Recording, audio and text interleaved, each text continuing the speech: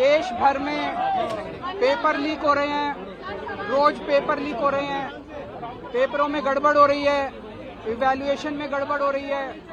उसके बावजूद केंद्र सरकार के सर पे जूं नहीं रेंग रही है।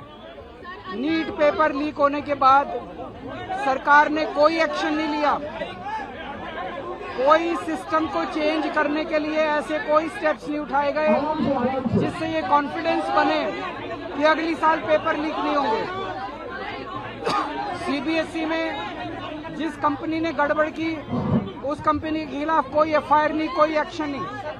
इससे ये मैं दोबारा बोल देता हूं, इतने बड़े स्केल के ऊपर पूरे देश में पेपर लीक हो रहे हैं, पूरा का पूरा एग्जामिनेशन सिस्टम कोलैप्स कर चुका है और खासकर पिछले 5-6 साल के अंदर बहुत ज्यादा एग्जामिनेशन सिस्टम से यूथ का भरोसा उठता नजर आ रहा है। या तो पेपर लीक हो जाते हैं, इवैल्यूएशन में गड़बड़ हो जाती है, कभी कुछ। नीट का पेपर लीक हुआ, 20 बच्चों ने सुसाइड कर लिया, लेकिन सरकार ने ऐसा कोई कदम नहीं उठाया जिससे यह भरोसा बन सके कि अगली साल पेपर लीक नहीं होंगे।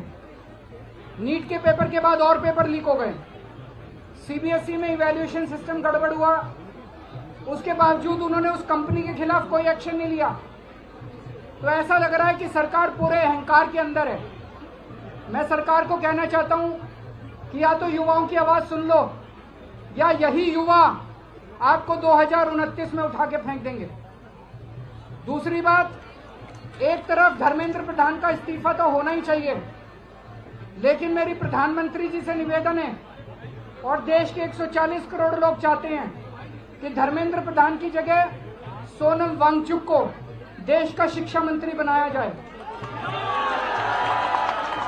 मैं जानता हूं कि प्रधानमंत्री जी ये नहीं करेंगे, उन्हें डर लगेगा कि सोनम वांगचुक कुछ क्रांतिकारी कदम न उठा दें, लेकिन इस वक्त शिक्षा व्यवस्था जितनी सड़ गल गई है, हमें क्रांतिकारी कदम चाहिए, हमें क्रांतिकारी शिक्षा मंत्री चाहिए। बिना क्रांति के शिक्षा व्यवस्था ठीक नहीं होने वाली। और मैं फिर से उन्हें कहना चाहता हूं, इतना अहंकार मत करो। आपसे पहले वाली सरकार ने भी बहुत अहंकार किया था। अंग्रेजी में एक कहावत है, हिस्ट्री रिपीट्स इटसेल्फ। यही ये जंतर मंतर था, 4 अप्रैल का दिन था 2011 का, जब अन्ना हजारे जी यहाँ बैठे थे। उसके 3 साल बाद उस वक्त की सरकार चली गई थी।